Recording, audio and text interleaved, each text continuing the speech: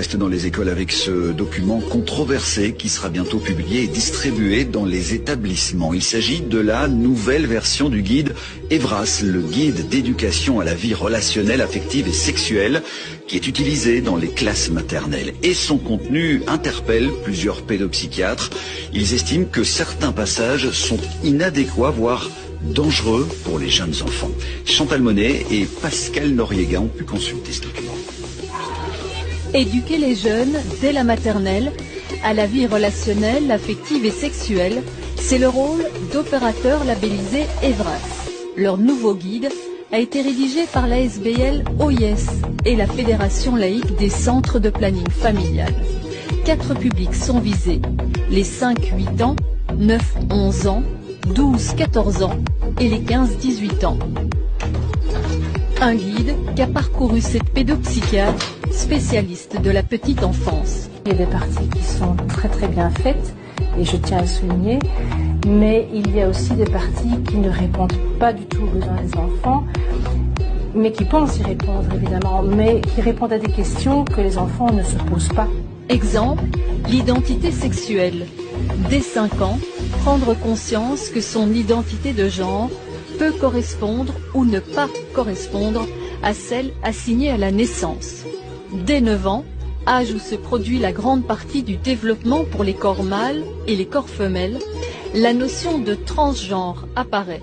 Il s'agit d'informer l'enfant sur la possibilité de prendre des hormones ou de recourir à des opérations chirurgicales. Il y a évidemment un risque d'intrusion psychique chez l'enfant qui est potentiellement traumatique, avec un risque de conséquences sur la santé mentale au long terme et même sur la vie sexuelle d'adulte. Et de toute façon, l'enfant qui ne se sent pas dans le bon corps va de toute façon manifester à un moment donné de manière assez spontanée en fait. Et donc, il ne faut pas faire d'une rareté une généralité.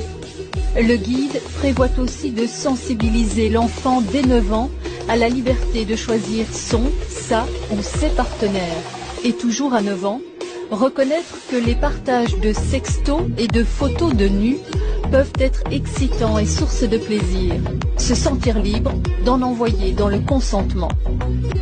Tout à fait inadmissible. Je pense que ça, c'est vraiment quelque chose qui doit être revu et corrigé. Un enfant de 9 à 11 ans ne doit pas faire de sexto. Et s'il en fait un, c'est qu'il y a un problème il y a quelque chose qui ne tourne pas rond dans sa vie quotidienne et il faut consulter. Plusieurs associations ont leur logo sur ce guide, notamment la Fédération des associations de parents de l'enseignement officiel. C'est un très bon guide. C'est clair que tout le monde ne partage pas cette vision, mais il est grand temps que ces formations prennent en compte les problématiques actuelles. Du côté de l'enseignement catholique, c'est beaucoup plus mitigé. Quelques éléments peuvent poser des questions sur la réelle adéquation entre les contenus et les besoins des enfants en fonction des tranches d'âge. Nous restons ouverts au débat. Les associations de parents de l'enseignement catholique évoquent un dossier problématique et disent avoir été mises devant le fait accompli. Au cabinet de la ministre de l'Enseignement, on nous répond que le document n'est pas encore finalisé. Touchez pas à nos enfants! Touchez pas à nos enfants!